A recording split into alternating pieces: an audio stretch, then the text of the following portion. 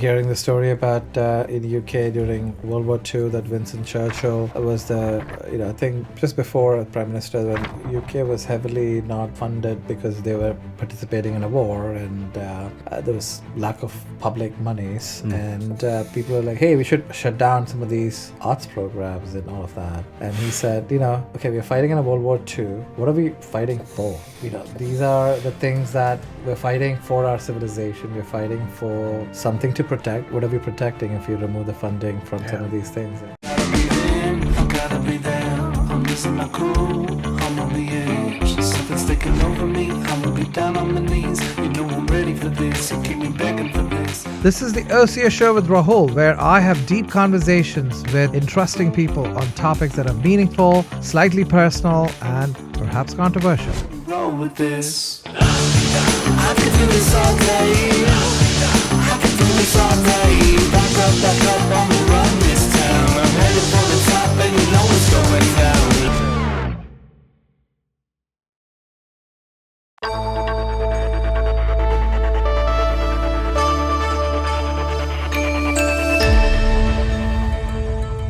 The ballet career kind of starts as soon as you can commit to it being a career. So it can be as early as for my wife. She left home at 11. Okay. And I left home at 13 to a boarding arts school. Where was this? This was in Boston, so we had moved from Pennsylvania to Connecticut to Boston. For your arts or just... No, it was just like through parents' work. Then we got to Boston, and I had seen, my sister do all this stuff, and then we started to go and see Boston Ballet. And I saw the son of the mother that owned the school, the Badinsky School in Pennsylvania. He was performing as a soloist in Boston Ballet. And then it became this thing, Chris Badinsky. I want to go and see him dance. Like, I know somebody on stage. But he was much older than you. Yeah. Like, at this point, I was 9 or 10. By the age of 11, I had decided that I wanted, in the moments of being at home, when extended family would come over or whatever, they'd say, oh, what are you going to be when you grow up? And I would start saying, I want to be a dancer. And they were all like, that's not a career. Yeah. But they were like, yeah, sure, put on a show for us. And I would just put on these like hour-long one-man shows of anything from, I made Titanic the ballet, which I'm very proud of. Yeah. Props and all. A lot of Celine Dion in that. Like Grease the musical, ballet, whatever. To come up with all these themes and stories yourself. I was just doing it, whatever was coming to mind and made me feel happy. I would just put on these shows in my living room, and then I'd be Drosselmeyer from the Nutcracker with my cape and all this kind of stuff.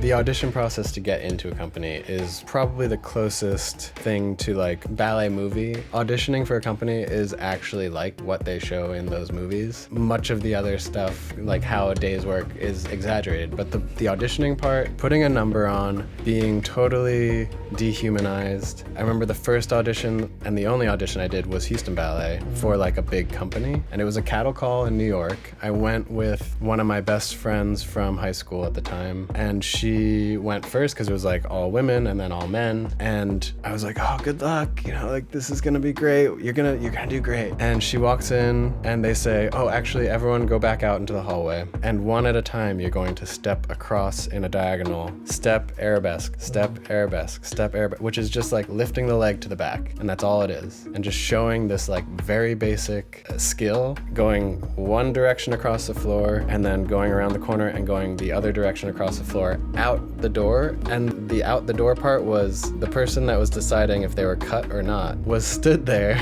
saying, you can go, oh, you can stay for the second round. And so it's just like this absolute gut show me punch. the basics, huh? And she got out in that first round, and then I was just like, how am I gonna do this? I felt so survivor's guilt on this. Oh, yeah.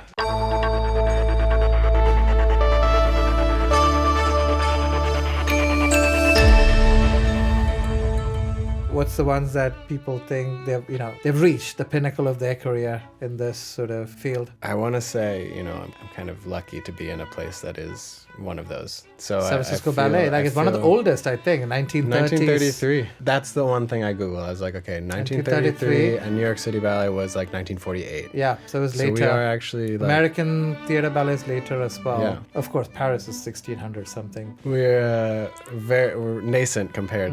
But I think that I grew up watching these videos of Baryshnikov and Ethan Stiefel and Marcelo Gomez. There's like a million different people that I grew up watching that I aspired to be. None of them really were, it wasn't really about the company they were in, it was more about the dancing that I was seeing. Although Paris Opera and Royal Ballet. Other than San Francisco, you think probably Paris is sort of very desirable, I'm guessing. Yeah. London. Yeah.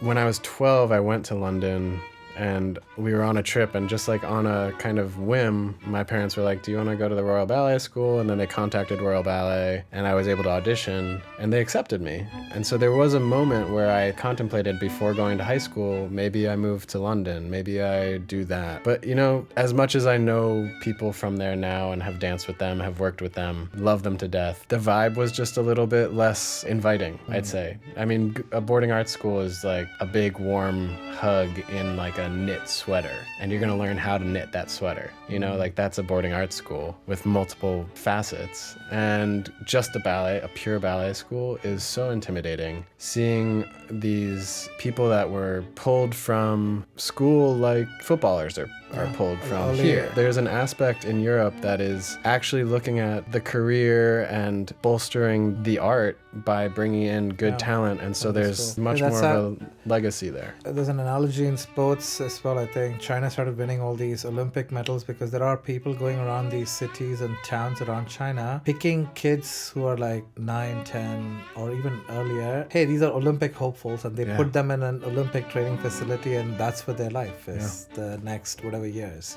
10, 15 years of their life. I did a competition. The only competition I did was in 2007, and it was the first time in Beijing that they had a ballet competition. It's still going now, but it was the first year, and it was absolutely terrifying to go to a place to see how hard those kids were working. And I don't know if they had an option to do it, but like I now dance with a lot of people that are from China or had grown up there, and they are just like absolutely the best technicians I've seen.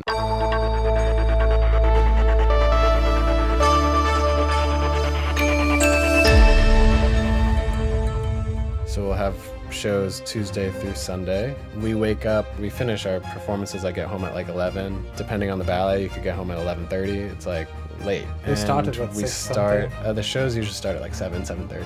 But we start the day, because of this truncated schedule, we start the day at like 10 again. And we go in, we do class, and then you're rehearsing from 11:30 to 5 o'clock sometimes, and then the show's at 7. So you have to rehearse on the day of the performances as well? Occasionally we're rehearsing the same thing, but we're also rehearsing the next program that's about to go on. So you're in two completely different compartments of your brain. The learning brain and the performing brain. And the adrenaline has not really worn off by the time that you're getting home, so you can't get to sleep until late. And then waking up in the morning, everyone's like got these bags under their eyes. Everyone looks constantly hungover, but no one's had a drink, until they have their stage makeup on, then you're like, okay, I'm awake for the day. So you really wake up at 7 o'clock after having like just dragged yourself through the day.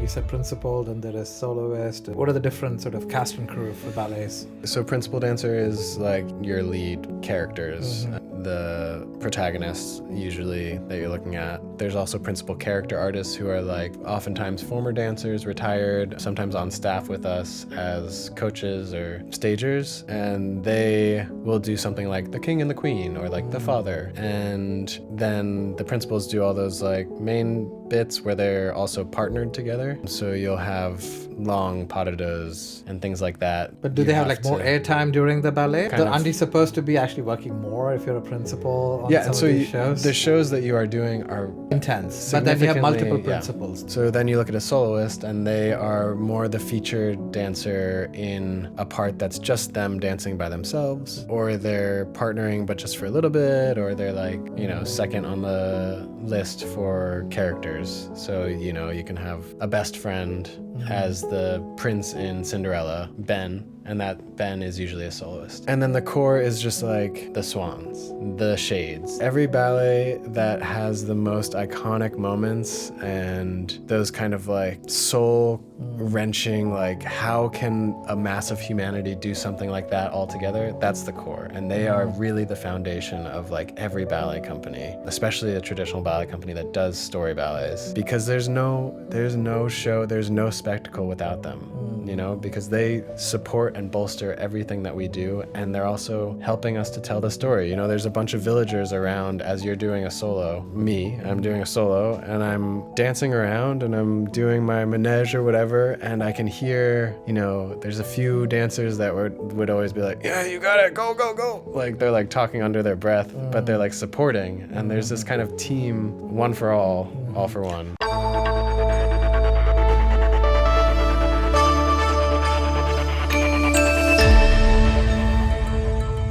It's easier to find women than men in this field. Is that generally your experience? I think one of my favorite stories about like how I started was from my parents when they were calling the school that I ended up attending just to get me into some community classes. Like this is before going as a boarding student. They called and they said, oh, our kid wants to take class. They've been taking... Somehow the fact that I was a boy never came up. And the teachers that they were talking to were like, I'm sorry, we're all full up. We're absolutely at our limit for new students. Try us again next year. And they're like, all right, well, he'll just have to go somewhere else. And they're like, excuse me, did you just say he? And then it was like, he can come today. And it's like, wait, that is the privilege. I don't know if feel elated or offended by that, but... Yeah, no, I mean, I think that it is the privilege of being a male dancer at the same time as you might be getting bullied somewhere, but then you go and you're surrounded by a bunch of like hardworking women and girls as a student, and teachers that are looking at you more often than some of the females, and so it's hard to be kind of a privilege there as well. Yeah. So you have to just embrace that and know that, like, and she was also telling me, like, especially if you're male and not gay, that's like ultra privilege in this community. Apparently, this is one of the growing up in a boarding arts school. I think I was probably one of like 4 out of the entire school that was identifying as straight. Yeah. So I'm sure this is like you won the ballet lottery. Yeah.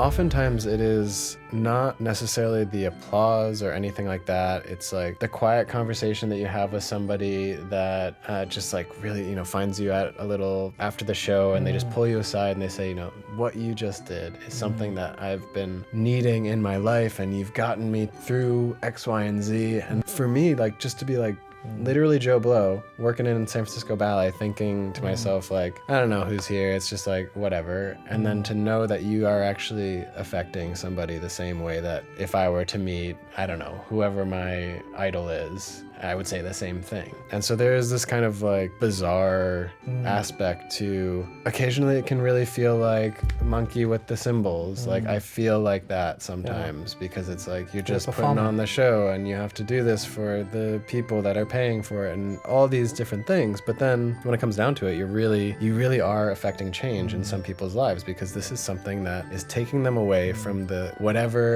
mundane realities and harshness of life. Harshness, I think. Because people want to escape the realities of life sometimes. And no.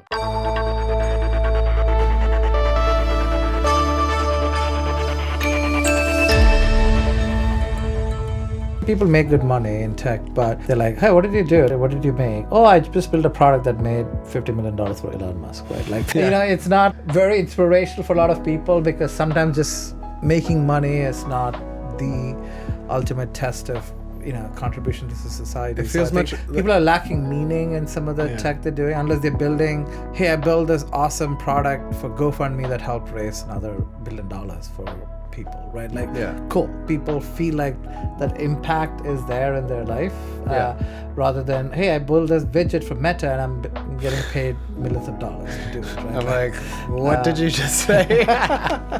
So I think people want more meaning in tech in general in the Valley, I feel, on what they do. It's just an access point that makes, and it is a collaboration. I think that is the access point, to give the people a portal into their life.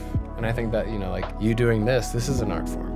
I think this is a beautiful thing to like step out of the tech world and into something that is kind of more exposing Even though we're the using sides of tech, things that we're you don't know. launching in all the digital channels. We need tech to actually be an enabler to do things in life. Exactly. Right? So you can never say that people who contribute to YouTube, for example, I mean they've launched arts in ways that you cannot actually even contemplate. So people should be proud about all the work they did to actually bring. And so many, we're kind of weeding out the tech that doesn't believe in San Francisco, if I'm honest. There's people that are moving, going to other states or whatever. It's essentially kind of like trimming this tree that has really been blooming and growing like crazy. And maybe we're better for it. Maybe we have more space to collaborate. And if you look at the original values of tech, people who wanted to build something, who wanted to have a semiconductor company that's not, those old school semiconductor companies, they were all revolutionaries in their field, and people wanting to do new things the new way. I do feel like the people who really are gonna bring the next innovation, they're not leaving. I mean, there's still a good place to be, and it's a great place to live, and there's still gold somewhere in here. Yeah, somewhere. I mean, it's not in the ground, but it's in the air. It's in the air for sure.